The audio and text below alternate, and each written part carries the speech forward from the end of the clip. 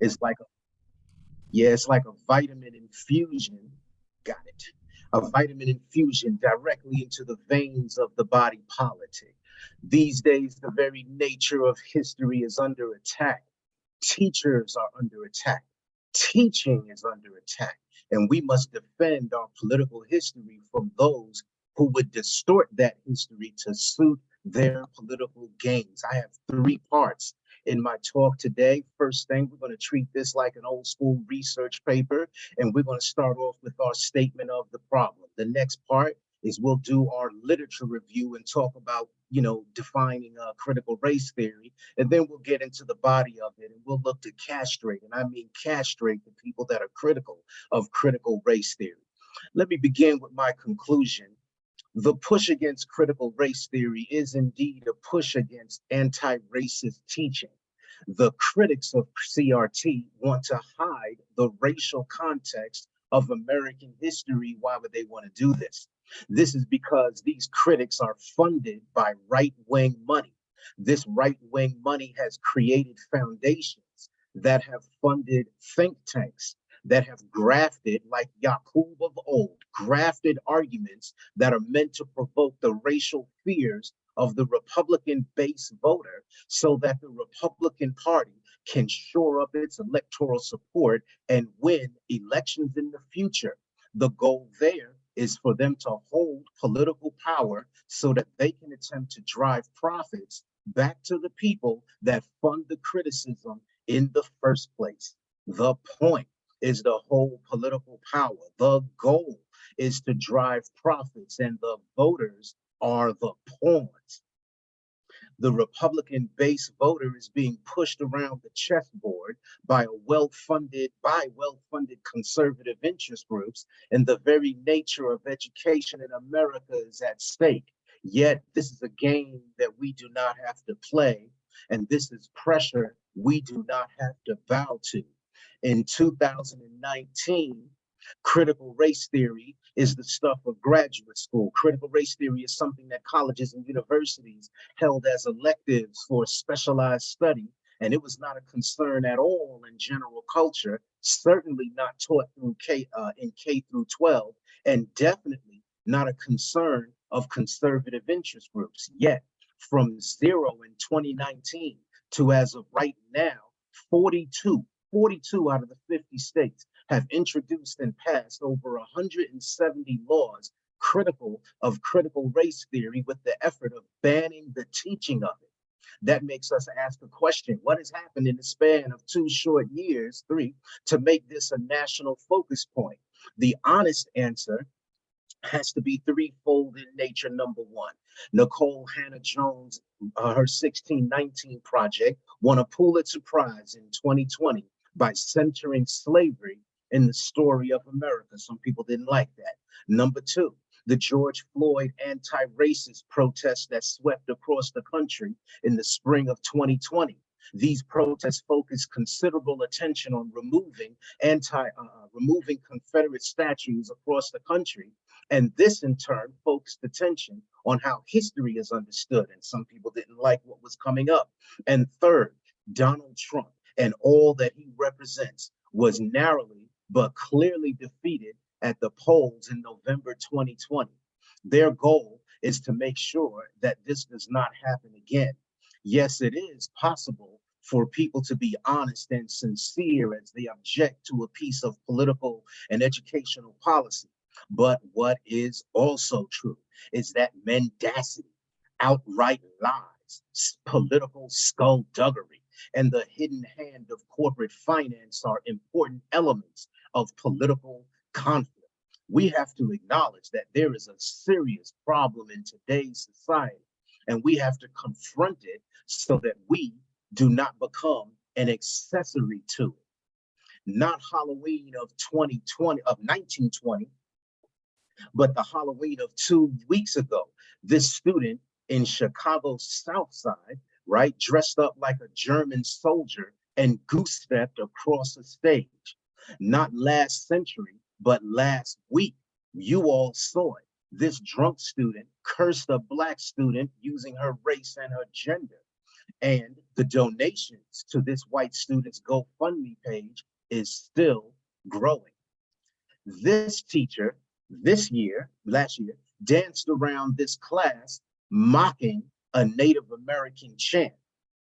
Not last century, not 60 years ago, but the last week of March of 2020, a teacher hung a black doll in effigy in front of his class. This March 2022, a white student actually threw cotton balls at a black student and took off his belt and proceeded to whip the black student. Students recently stomped a black doll that they named Shaniqua and ran the doll over with their car at their football game. September 2022, a black seventh grader was airdropped a swastika made out of the N-word more than 60 times. These are not merely young people having fun. These young people have been socialized into prejudice and racial hostility. A teenager learns that it's okay to stomp on a black doll from their mother.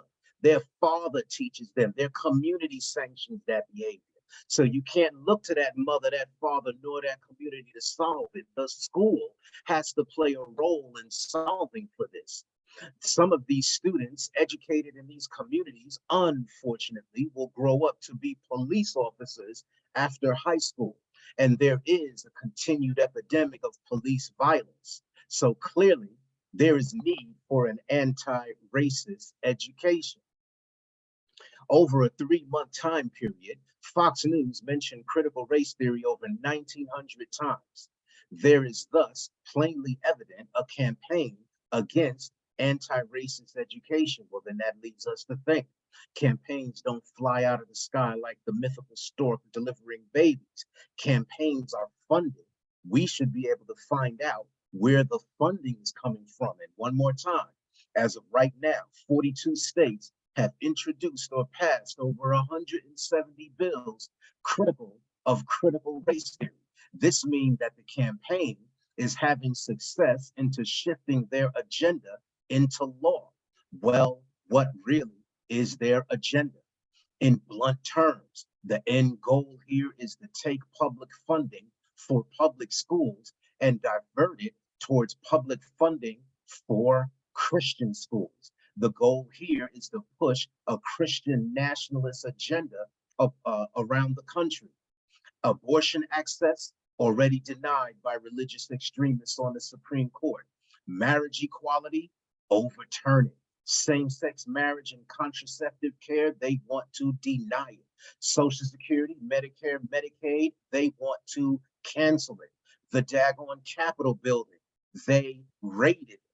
The Christian nationalism, their Christian nationalism, accepts violence as a political tool, and they are against anti-racist teaching, and their Christian nationalism is, of course, a commonly used ideological tool of the forces of white supremacy.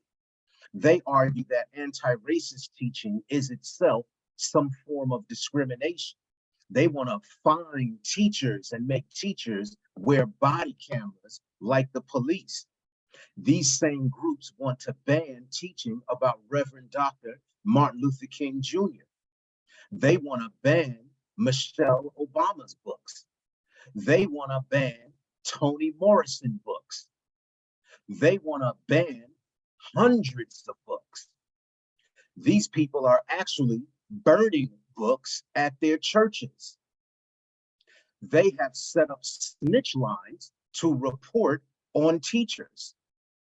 Right now, teachers are actively being de-licensed for teaching anti-racist lectures. Teachers are being fired. Teachers are being issued death threats. School districts have actually begun hiring police and National Guard replete with their guns as substitute teachers. The Texas governor wants to end tenure for professors that teach critical race theory. Georgia is very close to passing laws that restrict what teachers can teach under the guise of parents' rights. And now that Stacey Abrams has been defeated in the midterm election, there's a governor here who is absolutely going to sign that law. There is a straight up significantly sized movement to ban over 2,000 books under the guise of being against a critical race theory. So the continued otherization of Black people and people of color. They're hanging Black dolls in the classrooms, driving over Black dolls at football games, yelling the N-word at Black students, throwing cotton and whipping Black students in the school, banning books, burning books, body cameras on teachers to monitor their lessons, and tip lines set up to snitch on teachers, which inevitably creates a database that's presumably somebody's going to do something with. I submit to you today, there is not just a problem, but there is a big old problem. Literature. Consider the rose. The rose is universally considered to be a beautiful flower. The famous poets and the singers of old and contemporary, they compose songs about how adorable the rose is. To be compared to a rose is to be compared to beauty itself. The smell of the rose, the velvet smooth petals. Roses are considered to be the queen of all the flowers. My wife's mother's name was Rose. Yet isn't it true that roses have thorns? The thorn allows the rose to protect itself. So when we say that roses have thorns, we are simply acknowledging the fact. Well, yes, isn't the United States similar to the rose? On this particular Zoom, we all here are committed Pan-Africanists. However, outside probably good brother Itoro, not very many of us are all that ready to just pack up and leave. Itoro got somewhere to go, but all of us, that requires some planning. So just for a moment, let's accept that the United States is understood to be the strongest country in the world, held by people across the globe as a beautiful place to live in.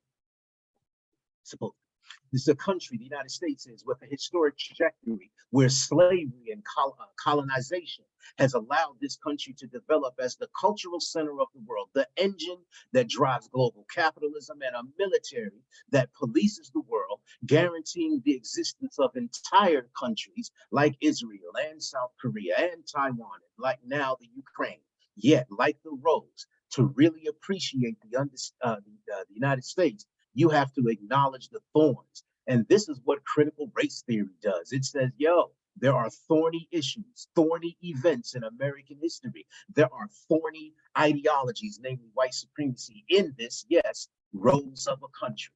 In 1973, Derek Bell wrote this book called Race, Racism, and American Law. Bell was a professor of law at Harvard, and he was concerned with the central question of why the legal victories of the civil rights movement did not erase racism. The civil rights movement was somewhat successful. 1954, Brown versus Board of Education ends segregation in the schools. 1964, the 24th Amendment ends the poll tax.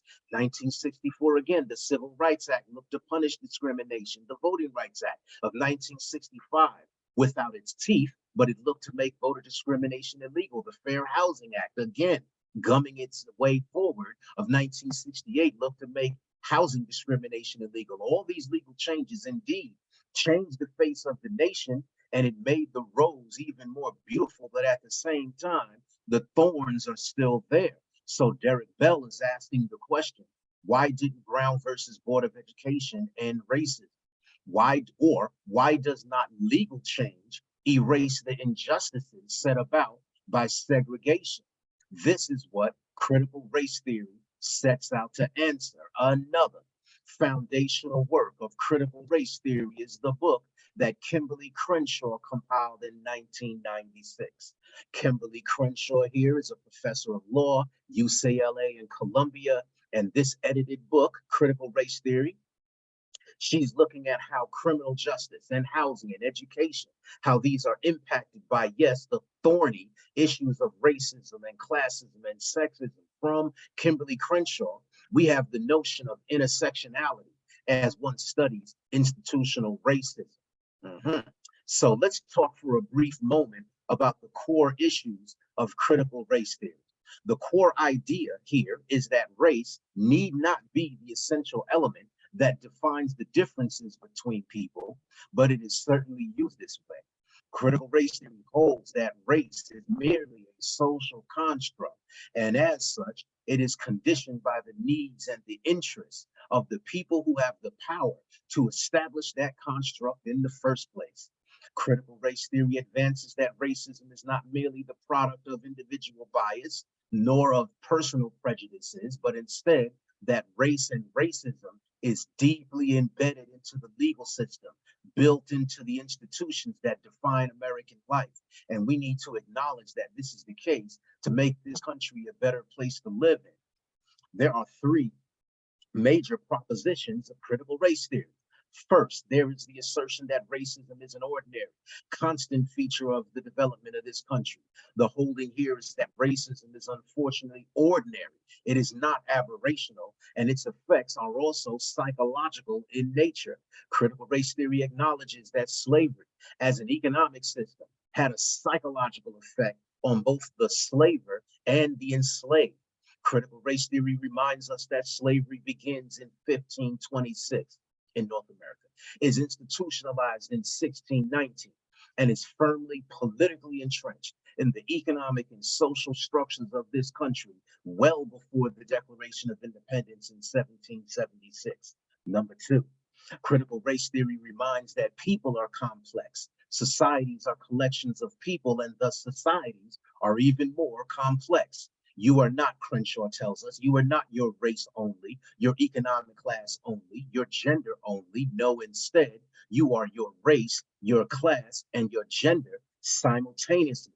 On a related note, critical race theory reminds us that there's a long history of racial discrimination, gender discrimination, and class discrimination.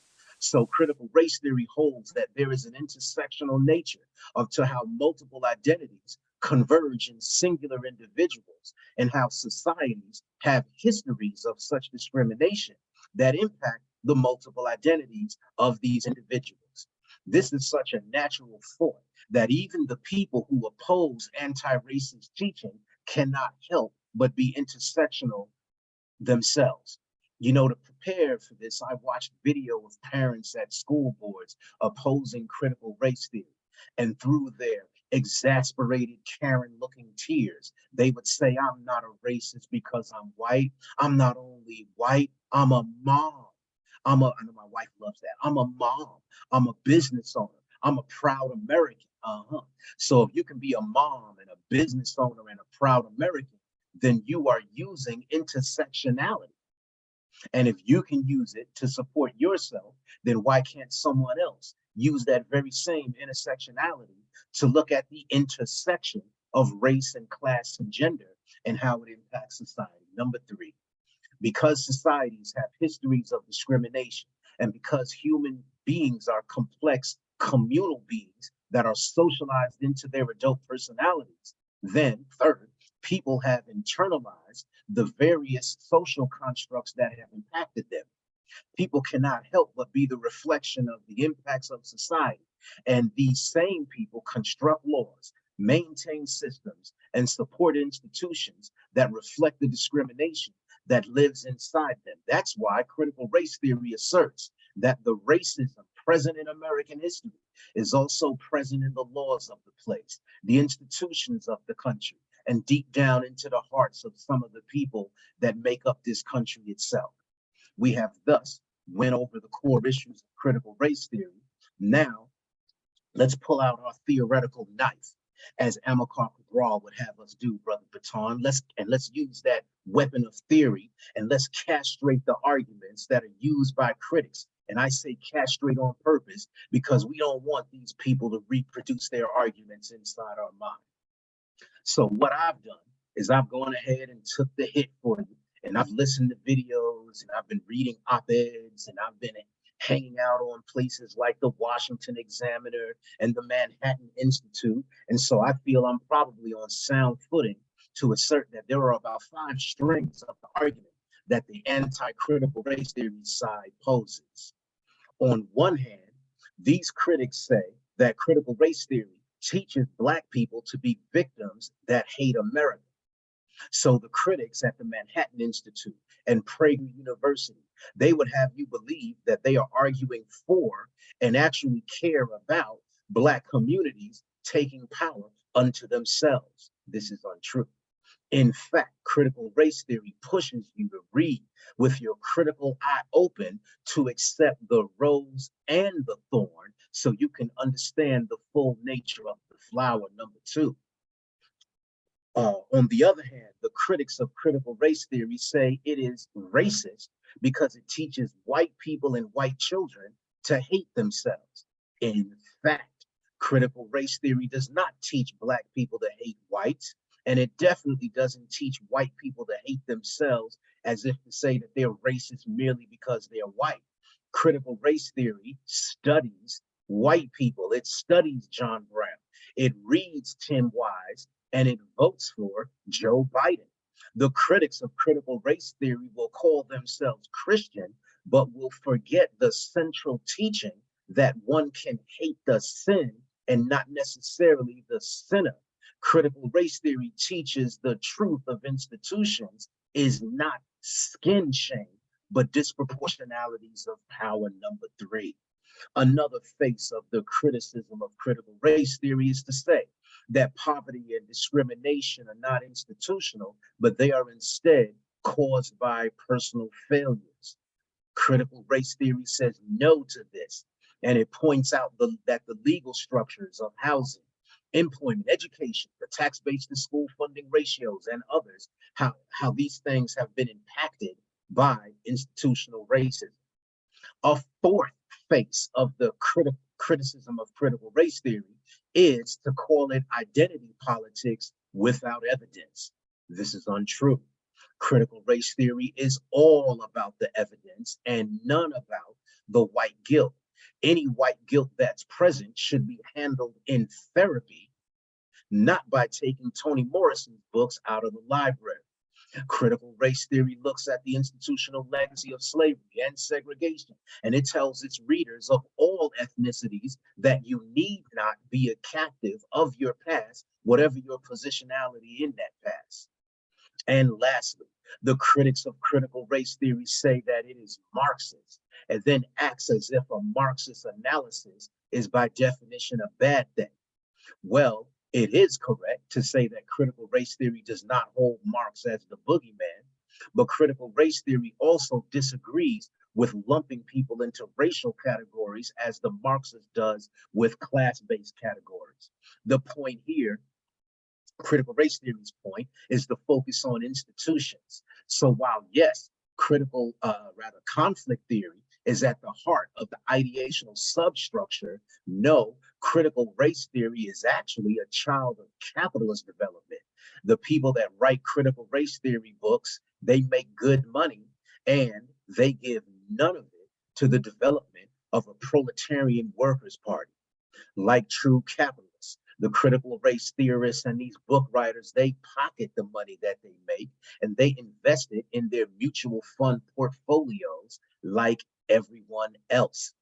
So when they say critical race theory is racist, we say no, the institutional structures of the country have race at the heart of it. We say that history is important.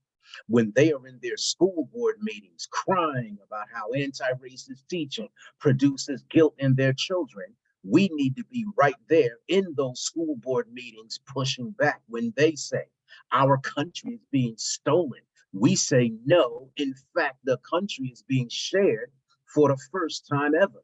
When they say whites are being discriminated against, we say no, there is structure, overrepresentation of white people from the White House down to the majority white school board, and that is what is unnatural. When they say diversity is code for replacement, we say diversity is just the bare minimum to produce equality. And when they say their children are being indoctrinated to hate themselves, we say institutional misinformation is the key indoctrination at play here. Part 3. Thus far, I have detailed the nature of the problem, showed racism in schools, We've done our literature review. We've defined critical race theory, and we've castrated, and I mean castrated, the critics of critical race theory. Now, what we need to do is identify the people and the groups that are funding this legislation across the country. Again, 47 states having 170 bills that sound very much similar to each other is evidence of a strategic attack. We can identify these attackers. And once you identify the attackers, you can plot a defense. What political theory will help us get to the root of this? Let's use pluralism for today. From James Madison's Federalist Number 10 in 1787, all the way to the books like Robert Dahl's, Who Governs and others. Pluralism, in short, assumes that society is based on the competition of unequal interest groups. Pluralism assumes that when the competition of interest groups happen inside the government, it affects the political agenda and it results in policies and laws and Supreme Court decisions, and it influences elections. If we're going to apply pluralism to the current topic, the critics of critical race theory, then what we have to do is find two or more groups of diverging interests and then see if they're in competition with each other, and then note the policy outcome to determine who's winning and who's losing the competition. So, what are the different groups in this conflict on the direction of American education and the racial history of the United States? Let me please deploy a boxing metaphor. 1982, there's a big heavyweight boxing match between the champion, Larry Holmes, and the contender, Jerry Cooney. Larry Holmes, like anti-racist teaching, had been around for a very long time and had an established track record of teaching opponents the truth. Jerry Cooney was like the so-called parents who oppose anti-racist teaching.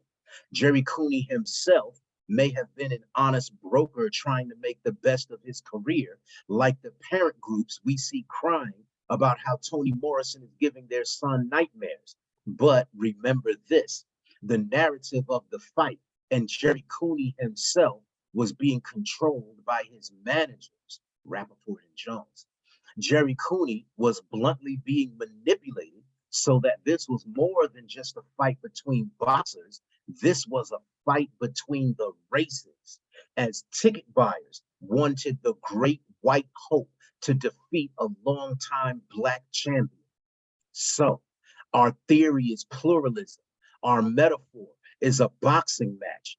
If I'm justified in my Jerry Cooney comparison, then what I need to do next is show who's behind the scenes pulling Jerry Cooney's strings, or what are the groups behind the scenes emboldening conservatives in 42 states to use over 170 bills to try to make it illegal to teach the racial history of the United States. This is something that we can do.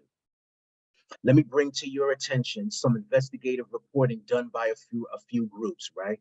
ProPublica, the journalistic group, Popular Information, and this other group called Uncope My Campus. What these folks wind up doing and what we can do is following the money, and from that trail, we can draw some inferences and maybe even arrive at some conclusions. 1973. This guy here named Thomas W. Smith started a hedge fund called Prescott Investors, made $1 billion. By 2003, he had formed the Thomas W. Smith Foundation as a conservative libertarian group, and the group has around $24 million in assets. The Thomas W. Smith Foundation donated more than $12.7 million to 21 organizations that are attacking critical race theory. This foundation, the Thomas W. Smith Foundation, hires this guy here named James Pearson. They paid him $283,000. Pearson was a senior fellow at the Manhattan Institute. The Manhattan Institute is a conservative think tank furthering pro-capitalist ideas about the greater economic, about greater economic choice and individual responsibility and decreasing the debt. That's what they say that there is. All right, so the Thomas W. Smith, he is a trustee at the Manhattan Institute. The Thomas W. Smith Foundation donated over $4.3 million to the Manhattan Institute. This finds its way into the work of James Pearson. Pearson has published numerous op-eds where he opines against efforts to erase economic inequality. He has written against racial equality. He has written against immigrant rights, against classes that study women's issues, against the study of LGBTQ issues. He's written against Black studies. He's written against campus diversity. And he's actually argued that violence against women and racial bigotry are not big problems on campuses. I glanced through that stuff so you don't have to corrupt yourself by doing it. So where I'm going with this, a conservative hedge fund creates a foundation that funds a think tank that hires writers like James Pearson to opine against diversity and against anti-racist teaching. Let's introduce ourselves to another senior fellow at the conservative Manhattan Institute by the name of Christopher Rufo. This Rufo has made the rounds, prominently appearing on Tucker Carlson's Fox News show. Let's make a diversion over to Tucker Carlson. Please recall with me that last year, 2021, Tucker Carlson spent multiple nights defending a well-known white supremacist talking point called replacement theory. For Carlson, Democrats are attacking white people, and racial pride has to make whites use the Second Amendment to defend themselves. For this line of argument, Tucker Carlson and Fox News has earned the praise of Ku Klux Klan leader David Duke, and they've earned the praise of far-right white supremacist organization personalities like Charlie Kirk and the Proud Boys and the Three Percenters and the Oath Keepers and so on. On Tucker Carlson's show, Charlie Kirk and Christopher Rufo, they were joined on air by Trump administration officials like senior White House policy advisor Stephen Miller, who himself has a history of racist commentary that was revealed in his leaked emails. So when we say that the Manhattan Institute's Christopher Rufo has gone to Fox News to push the campaign against critical race theory, what I really mean to say is that he has gone down into the bosom of mainstream white supremacy to argue against critical race theory. And Christopher Rufo is real clear about the goals of his campaign.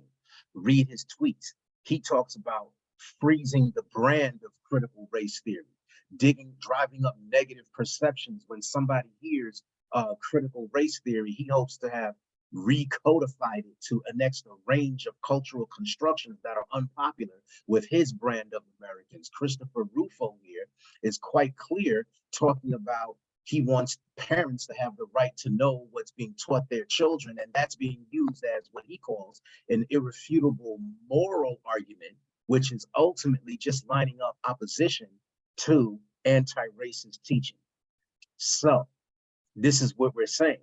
The Thomas W. Smith Foundation donated more than $500,000 to the conservative Heritage Foundation.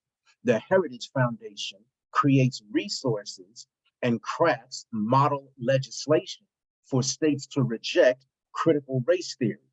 The Heritage Foundation on their webpage there has a tracker to watch critical race theory state by state, and they've compiled a list of talking points, which I just dissected earlier, so that their adherents can argue critical race theory down. Further still, the Thomas W. Smith Foundation has donated more than $425,000 to the Conservative American Legislative Exchange Council, or ALEC.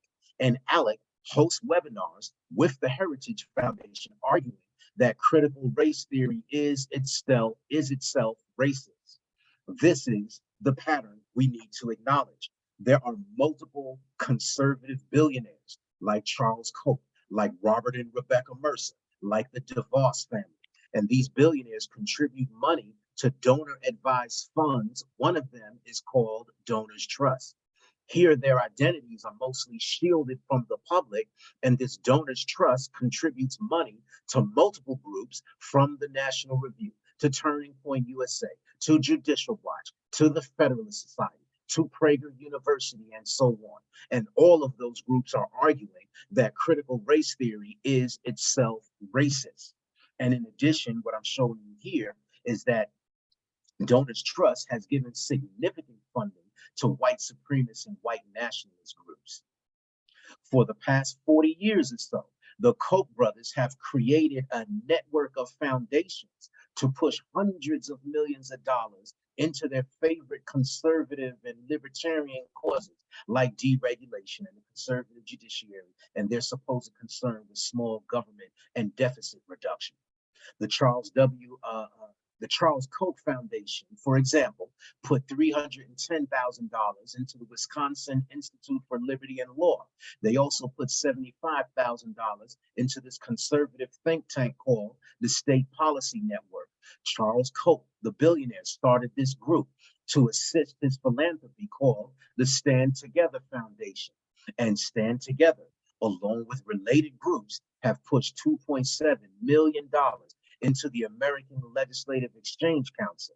And ALEC, as I previously mentioned, receives also funding from Thomas W. Smith's Foundation to help produce the model legislation that Republican state lawmakers use all across the country, 42 states, 170 laws, to try and ban critical race theory in schools. The connections are clear once you follow the money. Show me the money. For example, the Koch Foundation created a political action committee called Americans for Prosperity Action. Americans for Prosperity, in part, funds the PAC Freedom Partners. Freedom Partners spent $9.7 million to support the re-election of North Carolina Republican Senator Thom Tillis. And what is Thom Tillis doing with the backing that he received from the Koch Foundation? Ultimately, he's using his time to introduce legislation to ban the 1619 Project so that K through 12 students don't read Malcolm X speeches. So the argument I am progressing is this: billionaire and wealthy individuals create foundations to support their ideological agenda. These foundations create interest groups. These interest groups use political action committees to create model legislation. They fund campaigns, they hire think tanks, and they also hire and support activists to create some kind of a media storm to act as if critical race theory is somehow racist. What's at the heart of this? At bottom is securing profits. How do the wealthy secure their profits? By winning elections. How do you organize a winning electoral strategy? You deploy your ideology. And which ideology are they deploying?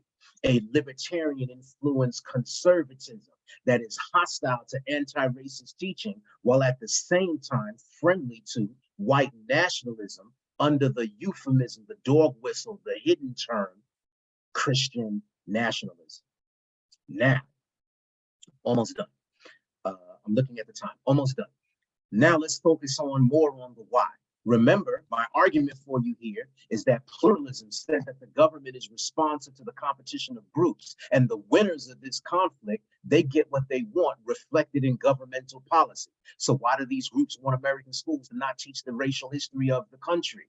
The simplest answer is that the politics of white supremacy sees multiculturalism and equity as a threat to their racial and electoral power base. Boom.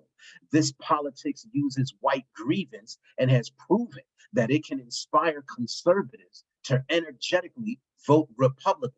For example, right here in Georgia, no matter what Herschel Walker does. But, and this is a Sir Mix-a-Lot big old but, the number of white people that agree with what they are saying is actually shrinking along with their electoral base. The number of white people who think that teaching Rosa Parks is racist is actually shrinking. And the critics of critical race theory, they're looking at the same numbers that we are, and they see that while the share of the white electorate is declining and declining somewhat fast, the number of potential people that agree with the Republican Party's tilt towards white supremacist replacement theory style talking points, that's declining as well. As I previously stated, these old Ku Klux Klan talking points are being trafficked on Fox News, OAN, Newsmax, people like Ann Coulter, Laura Ingraham, Janine Pirro, Tucker Carlson. The 2020 election saw the Trump campaign and MAGAism lose in general, not necessarily rejected, let's be clear, but just lost. Less young people voted for Donald Trump in 2020 than did in 2016. And what we saw from the midterm elections last week, that more young people introduced into the electoral base actually drives up support for the Democratic Party. And it is the Democratic Party that is pushing against, not all, but some people in the Democratic Party that are pushing against these people who are critical of critical race theory. The election of last week saw the most motivated young demographic in decades, and it was the most diverse electorate in electoral history, and the share of the non-Hispanic white voter is falling while the share of the Latino vote is actually growing. Republicans know then that their base of support is white voters, and they know that their future success hinges on their ability to galvanize and energize white voters to come out and support them. Conclusion time. First, what we just said is pluralism is all about group competition. On one hand, you have the multiracial, intersectional coalition of groups and people organized to teach anti-racism, motivated to show that the United States, its history, as rosy as it is, has the thorny issue of racial animus deep down in the core. Like Billie Holiday sang, this country has produced some strange fruit, blood on the leaves and blood at the root. And on the other side, you have foundations, think tank activists funded by billionaires using their money to criticize anti-racist teaching. This side has allowed their arguments to goose step in line with the worst teachings of white supremacy and has used their popular news outlets to push their replacement theory style criticisms of critical race theory all across the country. For example, we know that when Rufo appeared on Tucker Carlson's show, Trump and his chief of staff at the time, Mark Meadows, and his senior policy advisor at the time, Stephen Mueller, we know that they were watching. They saw Rufo on Carlson's show, and Meadows reached out to Rufo for further conversation. Soon thereafter, Donald Trump signed an executive order creating something called the 1776 Commission with the effort to counter the 1619 Project and focus classroom instruction on what they are calling the founding era of the country and not teaching institutional racism. For you historians on the line, the American Historical Association produced a document signed by 47 academic organizations that were condemning Trump's 1776 Commission. And when Biden took office, he canceled the 1776 Commission on his first day in office, thereby proving that elections matter. This is the nature of the conflict, family. Pluralism says that the group that wins the conflict gets policy favors from the government. We have already said that 42 states have proposed or enacted over 170 laws against anti-racist teaching, and it looks like they are winning. But let's go back to my Holmes and Cooney metaphor. While Cooney looked fairly competent for some parts of the fight, let's remember the outcome. Holmes knocked Cooney out in the 13th round. Cooney and what he represented in the fight was defeated by Holmes and what he represented in the fight. So while it looks like the anti-critical race theory forces are having a good moment in time, it is up for us to ensure that racist talking points furthered by foundation money and catapulted by right-wing media, it's up to us to make sure that these things are defeated by the time-honored, time-tested, battle-hardened, anti-racist, loving, egalitarian pedagogy that needs to be injected even further into the schools. This is what we have to remember. And in the words of Du Bois, in 1903, he told us that the purpose of an education is to be the organ of that fine adjustment between real life and the growing knowledge of life, an adjustment that forms the secret of civilization. That's my time. Hopefully that wasn't too long. I wanted to make sure I got out literally everything I wanted to say. So thank you for your kind attentions. Thank you, Brother Obey, for that presentation. And no, not at all. It was not too long. It was appropriate. And you addressed you provide a comprehensive analysis of this critical race theory debate in really a short amount of time. There's a whole lot more I know that could have been said, and I know you well enough to know that you were prepared to say a whole lot more. But in the interest of time, let us zero in on some dialogue. I'm going to ask everyone to please look at, if you can, the items that we just placed in the chat regarding just some general guidelines and some governing rules for how we will conduct the Q&A. Usually these conversations, we can really sit back and just really dialogue and remove all rules and just really have a robust discussion. But using the Zoom platform, we want to have a bit more order and structure in the Q&A. So please let us follow those three small but significant rules. One, please keep your questions and comments really concise so that we can have as much participation as possible. Number two, please let's refrain from long drawn out comments and then a quick question at the end.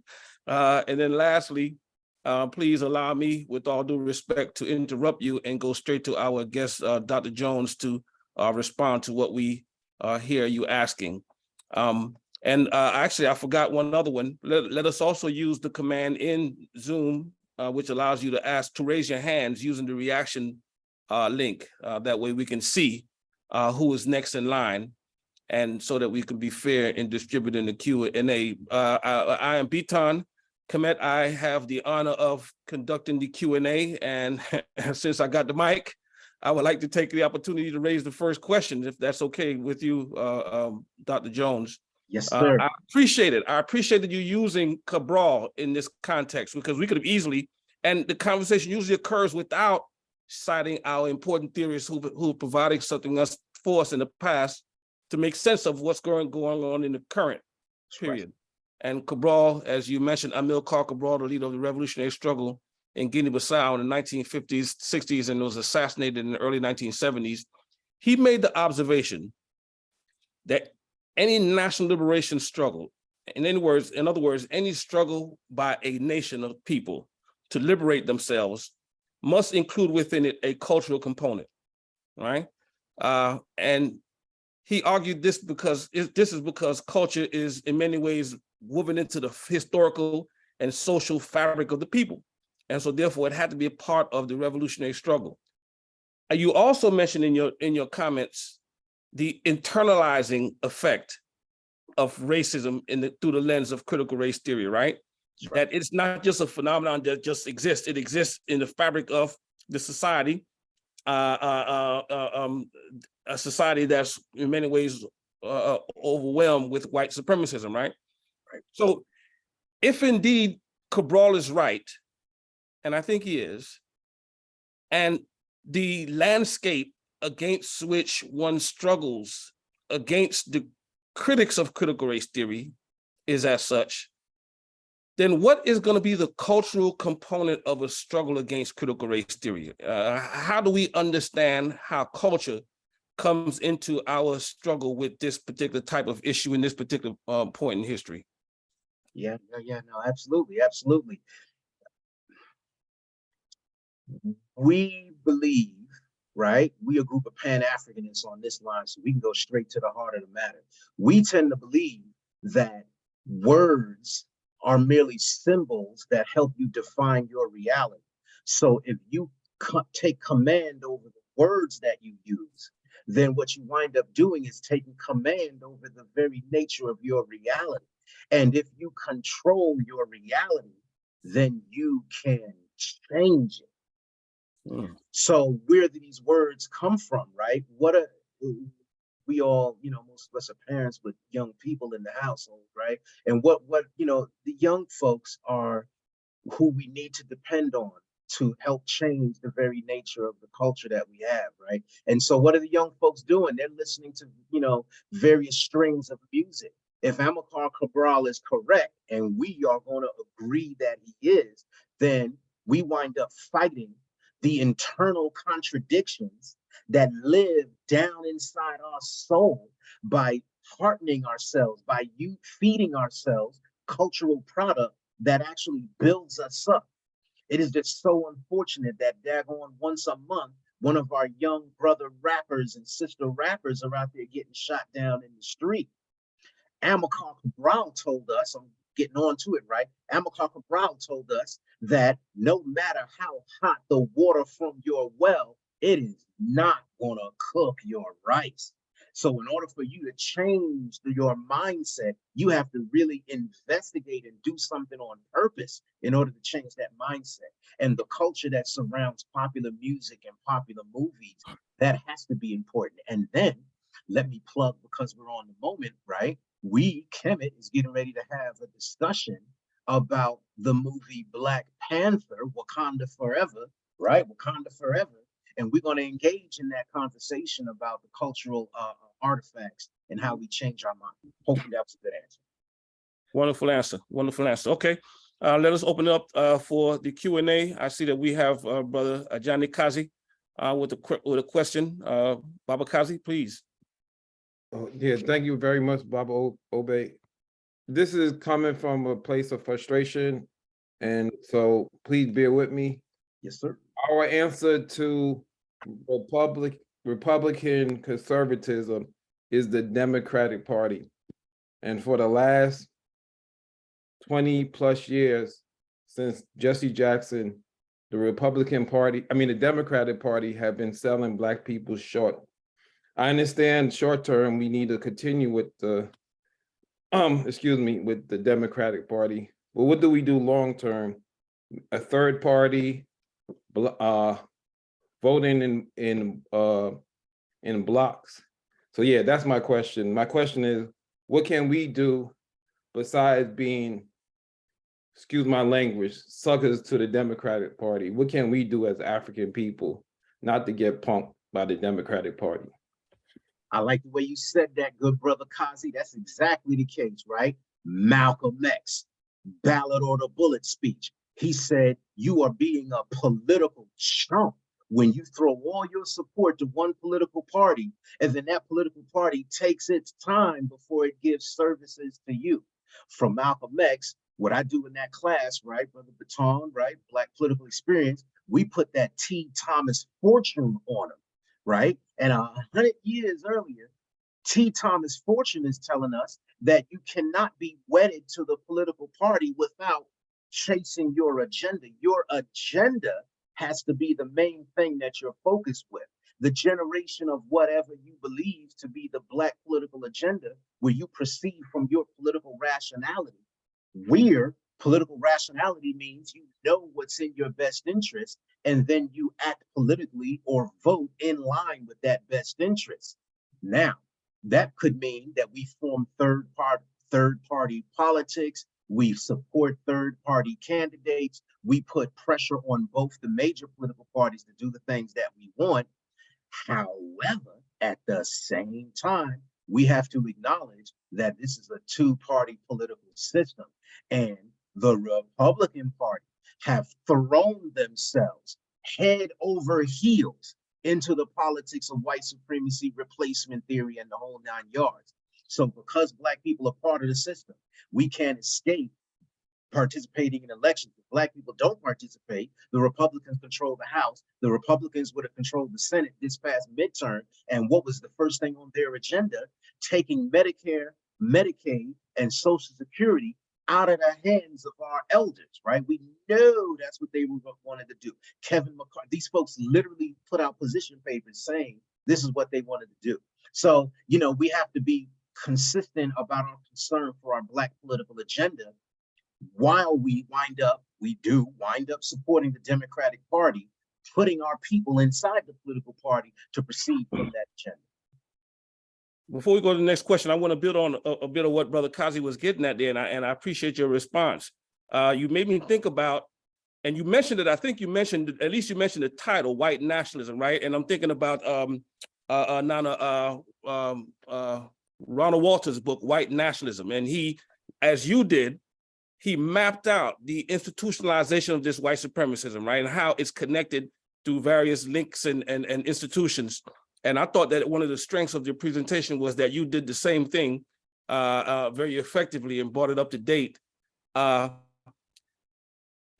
Must there be, and I think I'm kind of throwing you a softball here, but I don't mean to, but must there be, in the spirit of Brother Kazi's question, a Black African response to this problem that's not just couched in terms of voting as a practice, but in terms of building these institutions and linkages in ways that counter what is supporting this attack on critical race theory, right? In other words, how do we see a Black response politically captured in these types of institutional strategies that you lay out to be a part of the critical race theory discussion? Yeah, you know, that's exactly the point. If we look on the right, definitely not right as incorrect, but right as opposed to left. If we look on the right wing side of politics and we see that there are billionaires organized over there to proceed from their political agenda, and we know that our agenda is opposite of theirs, then what do we have to do?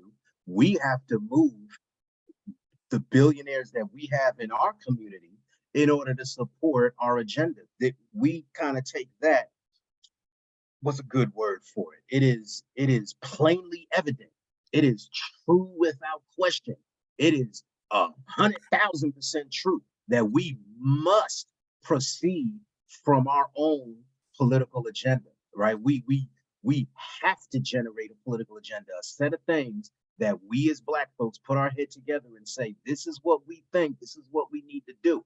We're going to find that our political agenda is going to move us into conflict proper with the people that are out there arguing, for example, that teaching about Martin Luther King Jr. and the Montgomery bus boycott is somehow putting white guilt into the minds of children, and they shouldn't be made to feel guilty merely because they're white. No, that's something to fight against. There's something critical and really wrong with that, right? We saw that woman said that her son was getting nightmares when he read Toni Morrison's Beloved. Two things. Number one, acting as if a nightmare about your people's history and slavery is a bad thing. You should have nightmares. That should make you roll over. What? Yeah, you should feel uncomfortable behind that. But then secondly, yeah, that story wasn't even true, right? Because her son was, this kid was like 20-something years old at the time. She was working for a Koch-funded think tank, the whole 9 yards. So, no, we absolutely have to proceed from our agenda points. Yeah, we have to blame Brother Kazi for asking that political question and allowing us political scientists to jump into the conversation, right? So we'll shift now to Brother Yafeu. Brother Yafeu, please ask your question, brother. Yes, sir. Yeah, can somebody speak to how maybe Kemet came about? I know that was addressed early on, or maybe even how ASIC came about, because I think in answering those questions, it'll show us being self-determined and how we pull together and come up with solutions for some of the problems that we need to address now. Yeah, that'd be my pleasure, Brother Yafeu, shining on us. Manning Marable, right? Manning Marable once said that to transform an oppressed community's political behavior, one must first begin with the reconstruction of our civic and our cultural imagination. If you're going to change your condition, you have to change what you think is possible. You have to change your imagination. In 1988, the Brotherhood of Kemet and the Sistren, Aset, and African Sisterhood were founded on the notion that the names that we call ourselves are really important because they are indicative of our imagination. Not to say that we have beef or major problems with the folks that are on the Pan-Hellenic Council and the Divine Nine and whatnot. We love Black people, so we love them and we work with them and we have family with them and we live together. Let's be clear, right? But at the same time, that we existed as a set of folks on campuses that said, we're not going to call ourselves that. We're going to reimagine something different so that we can push forward in a different way on our political future. So we're not going to call ourselves what those people call themselves. We're going to call ourselves Kemet. We're going to say that we come from the land of the blacks. And when Sheikh Anta Diop in Civilization of Barbarism said, Egypt is to Africa like Greece is to the whole of Western culture, we said, all we really need to do then is build up our own stuff, you know? And so that's appropriately the point, Brother Yah. I appreciate you for that. What you think about that, Brother Baton? That makes sense?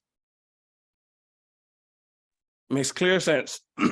And you know, what it forces us to reckon with is that, you know, through the example of Asar, Aset, and Kemet, we hold the answer to this critical race theory riddle in our hands. Of course, in the context of American politics, you know, we have to get down with other groups, and or maybe vice versa, other groups will come in and join with us as we move. And I think we saw that in 2020, right? But certainly when we demonstrate the capacity to think for ourselves and recreate our understanding of our situation and build accordingly, we can have an effect on these kind of issues. And I think that's an important point, because, you know, we could become defeatists in this, right? Throw up our hands and say, look, you know, how can we fight this? All right, let's open back up for other questions. I'm not seeing, unless I'm missing someone, please, brothers, please let me know if I'm missing someone's hand. And if not, I have another question. I have a series of questions that I would ask. Yeah, let me push forward and ask one other question, and we'll wait for someone else to join in. Baba Obey, you also mentioned in the going back to the whole discussion about the how did you frame it? You used the metaphor of Cooney and Holmes. That's right. I remember that fight. I guess I'm dating myself. I hated that you actually gave the date of the fight, because you made me reflect back, and I remember that fight very well. Is it accurate, though, to say that white America sees itself similarly in that kind of fight with everyone else, certainly with African people, but with everyone else, which explains the emergence of critical race theory as a part of a long history of fight? Because my point is that this is not necessarily new, right? You did an excellent job of laying out the contemporary zeitgeist within which this is existing, and you were juxtaposing it to what was happening decades ago. I remember after the rebellions of the 1960s and then the Black Power expressions in the 1970s, you saw series after series, or examples of the examples to the beginning of what would become conservative politics, white politics today, 50 years ago. That's right. Right.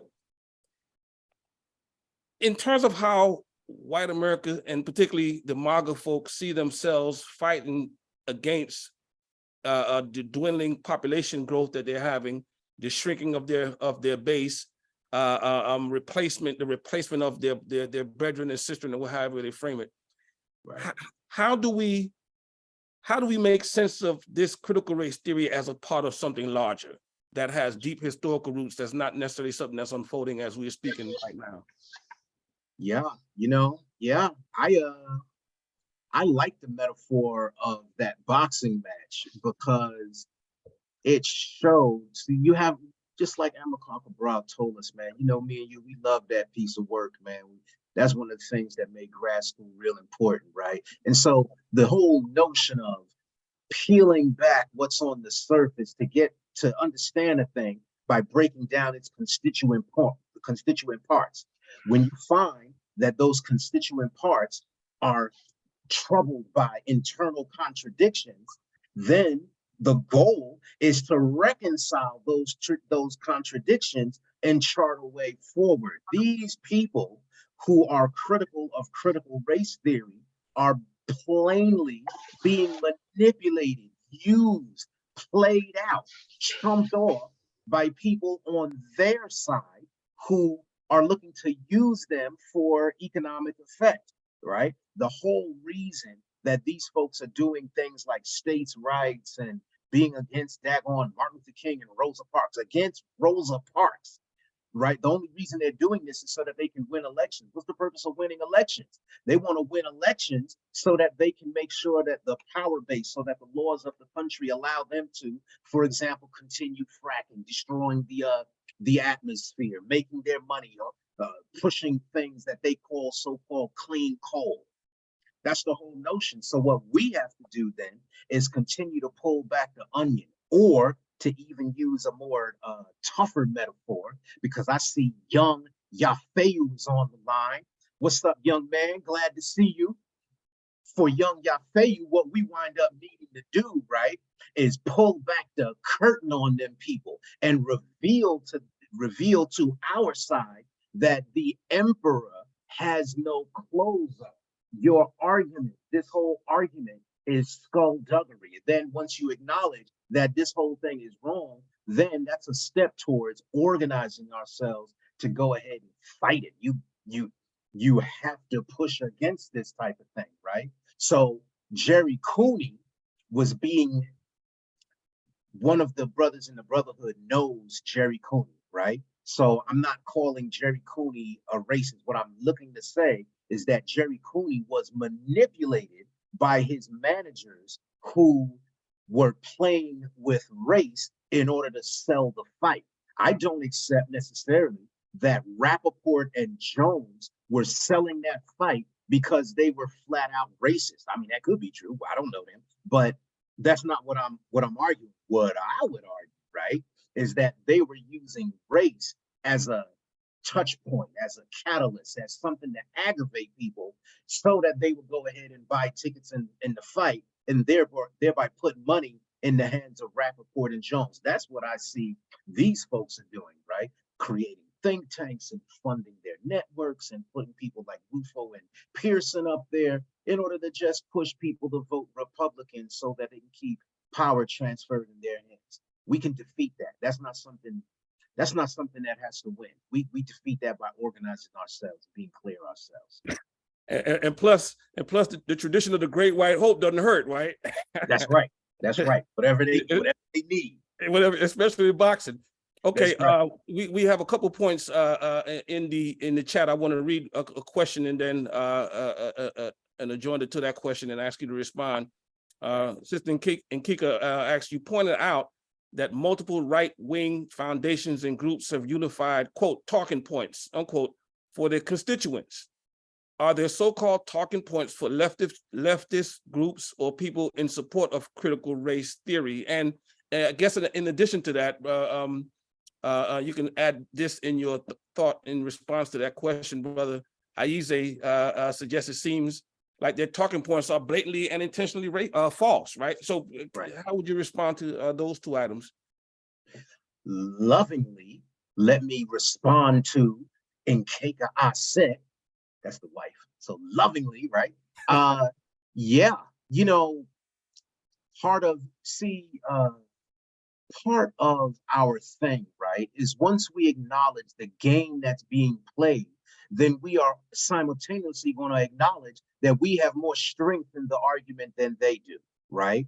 The organizations that are pushing critical race theory are graduate schools, right? HBCUs, left-wing think tanks, political action committees that are organized to put money into campaigns of people in the Democratic Party, sorry, Kazi, right? But in the Democratic Party that are looking to vote against these critics. The whole thing of critical race theory, it's scholarship. It's a collection of books, and these books have hundreds of pages, right? All we need to do is fall back on the scholarship that folks like Kimberly Crenshaw and Nicole Hannah Jones and the 1619 Project and the work of Derek Bell, and all we have to do is fall back on that stuff, get our read on, organize our mind in such a way, and then we can go forward, do combat, ideological combat with these people, defeat them, and watch their argument fall tattered to the ground at our feet. That's exactly the type of imagery I'm looking to put forward, right? I don't know if y'all know the whole story of Zorro, right? This is my sword, right? Zorro comes out and carves a Z on your chest, right? And then if he gets onto it, yeah, yeah, yeah, yeah, yeah, yeah. And then the whole clothes fall down at your feet. And then all of a sudden you realize, oh man, your chest is out. That's all we have to do, right? We look at these organizations that are pushing for, right? You know, Rock the Vote, True to Vote, uh, Black Voters Matter, daggone Black Lives Matter. These organizations that are out there, you know, and all we have to do is depend on them, look at our scholarship, and we can fall back and, you know, we're going to win that argument. Huey P. Newton said, you know, Huey P. Newton said, why die 1,000 deaths waiting for the only one that's going to come? That means you have to just be brave enough to get to know your stuff. And once you do so, you're able to do battle and win. You're going to win. We're going to win. All you have to do is do battle about Yeah, beautiful to cite, brother Huey P. Newton again, right? You know, before we get away from that, you made me think of something along the lines of Aize's emphasis on falsity, right? It's interesting. What do you make of the fact that compared to all of the attacks on critical race theory, right? you'd be hard fast to find anyone truly implementing critical race theory in curricula, even in at the graduate level. It was primarily a legal doctrine that circulated at the level of law schools, but the kind of attack on it is inconsistent with the lack of its institutionalization in education. How do you, am I right about that? And if so, how do you make sense of that in terms of what we're struggling against here? Yeah, I think that's mostly true. But then, see, they're using the word critical race theory, but I don't know if they actually mean critical race theory, right? Because critical race theory, you're right, that's not even regular grad school, that's law school type stuff. Right. So what they're, you know, what it looks like they're actually doing is being against anti-racist education. So if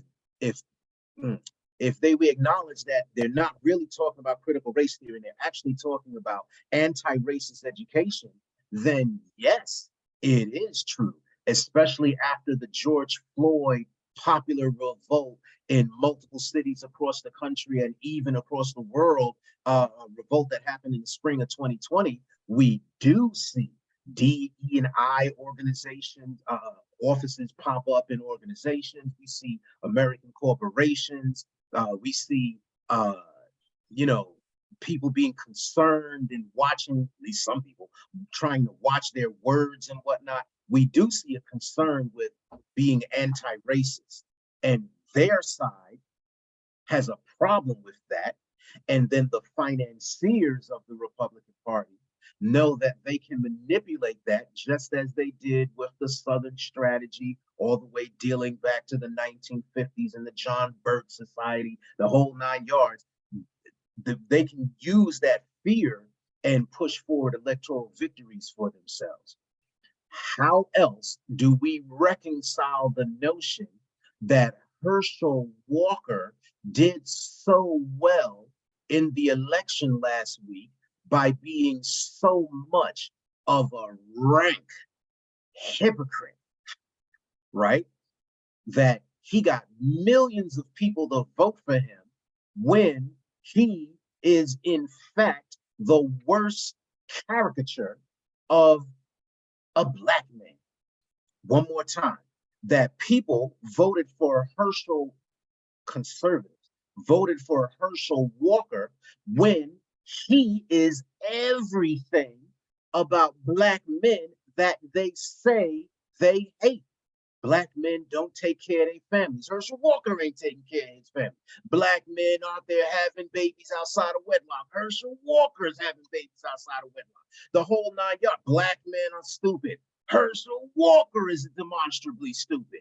How do we reconcile the fact that they're doing this? Because it's specifically because they're looking to push electoral victories, and it doesn't really matter to them, like Aize said, that their whole argument is predicated on a series of falsehoods, blatantly and intentionally skullduggery and lies. Indeed, indeed. And speaking of Brother Aize, let's go back to our dear brother. He raises another important sequence of points here. He makes the point that it seems to me, Brother Aize, that we have some hard truths. Three of them that we should consider. One, accept their fabricated lies and hope that they'll treat us nice. Number two, reject it and get arms and hope we can withstand their onslaught. Or number three, we look to organize ourselves to relocate away from their lies. I'm not sure there's a question there. I would like for you to respond to that if you want to, but I do want to. Yeah, well, go ahead. I was looking for another question in the chat, but while I queue it up, you should go ahead and respond to Brother Aize. Folks, we're so glad that you joined us, because the fact that you joined us here, that means you know a little something about Kemet, and you know that there's brothers in the brotherhood. With that number 2 option there, ain't nobody scared, son. You know what I mean? They got guns. Let me be calm, but you know, but we're not really trying to foment that type of activity, right? So today, what I would want to say, right, is remember, the brotherhood accepts that we are the students of the proud warrior scholars that came before us, one of which used to be called Stokely Carmichael, but in the 80s, when he came on campus, he was called Kwame Ture, right? And we sat up in those meetings as we were forming Kemet in the All African People's Revolutionary Party. Let's be clear. When you went into those meetings and you sat with the Baba Kwame Ture, he would, you would try to say hello and you would try to strike up conversation, and he didn't want to hear nothing. He didn't want to hear anything until you had a good answer to this question. You would say, "Hello, Baba, glad to meet you. I'm so glad to be here." It's like, "Okay, nice to meet you too. Where's your organization? Where's your organization? Where is your organization?" Kwame Ture or Stokely Carmichael then tells us, if you are not organized, you cannot affect anything. There's nothing that you can do that you're going to change by yourself. Martin Luther King Jr. was not Malcolm. Marcus Garvey. These folks are not by themselves. They are the scions, the symbols of larger movements of Black folks. And so that presupposes that we have to organize ourselves, while at the same time we prepare for option number 2. Yeah, he made both points to the very end, to the bitter end of his powerful and long life. Brother Toro chimed in with an important observation that I think you should also reflect on and share some thoughts on. He points out that we can't care about what anyone else thinks we should teach our children and families. Whites are trying to erase Africans from the planet, especially now that slavery is over. It's a very interesting point there. We should maintain our own institutions and not care what they think. So how do we respond to this problem of critical race theory through that kind of approach, which I think is very important? That's right. We have to put our money where our mouth is and support Black businesses like African Jale, right? That brother, I don't even know if I tell him this often, but I'm all the time proud of Brother Aitoro, man. That brother goes to the continent, makes his connections. Yo, the race war kicks off. I'm going with you know what I mean? Because he got somewhere to go in daggone Ghana or daggone Senegal. All right, I'm serious about that, but to be more to the point, we have to support our organizations now. And you're right, we have to grow our own institutions, and we have to educate our own children, and we have to do things like put, money into our own community-based organizations. And this is not a group of people that we have to beat over the head with this. My little sister is on the line here. That's Sister Imani there, right? We know that Sister Imani, my little sister, put my nephew Zaki in community-based schooling. just like we did with our kids, just like many of us are doing with our own kids, right? And that's the type of thing that you give them a foundation. Remember, Manny Marable said we have to change our mental state in order to change ourselves from a repressed physical condition. One way you do that is you absolutely have to educate your own kids. You depend on these schools, especially in daggone Georgia, to educate your children. They're not going to know who Martin Luther King Jr. is because they're trying to take him out of the daggone class. So as you can tell, in any conversation like this, the thoughts keep flowing and the questions and the comments are coming hard and fast, but we unfortunately are getting close to the end of our conversation tonight. And so I will like to just give word to Brother Kwezu's point. We won't respond to it in the interest of time, but certainly we need to make that distinction between, you know, physical realities of struggle and ideological struggles, right? And be able to situate them where they belong and when they should be engaged. We thank everyone so much for joining us for this conversation. As you heard mentioned previously, we are going to have an important conversation following this one. Next panel will discuss Black Panther. As some of us have been paying attention to, of course, the sequel is been released, right? The sequel is out now, or at least it's going to be starting soon, and it's already raising questions and issues and controversy. And so we will, I'm sure, have enough substance for a ripe and very thoughtful conversation on that topic. I'm going to now stop and say again, thank you everyone for allowing me to moderate this conversation, at least the Q&A, and I'll turn it over now to Brother Nantambu to close us out. Once again, we'd like to thank all of you for joining the Brotherhood of Kemet this evening. And as Brother Biton mentioned, we will have a panel discussion on the Black Panther film, the recent iteration of Black Panther. And just to remind everyone that Kemet Speaks is a series, so there will be further installments, and we'll get that information out to you when you can expect to see another one. Generally speaking, we look to do it at least once a month, but we'll be more specific with dates, links, and details. So again, thank you. And to our esteemed brother, Obey Shabaka, for leading the conversation this evening, we'd like to extend a thank you. And we also like to shout out the Sisterhood of Aset, who always has our backs. Couldn't be where we are without the Sisters of Aset. So I want to acknowledge all of them that are in the chat, and as well as all of those who travel with us in spiritual solidarity. So again, thank you all for coming, and we look forward to seeing you again on the next Kemet Speaks. Peace. Thank you.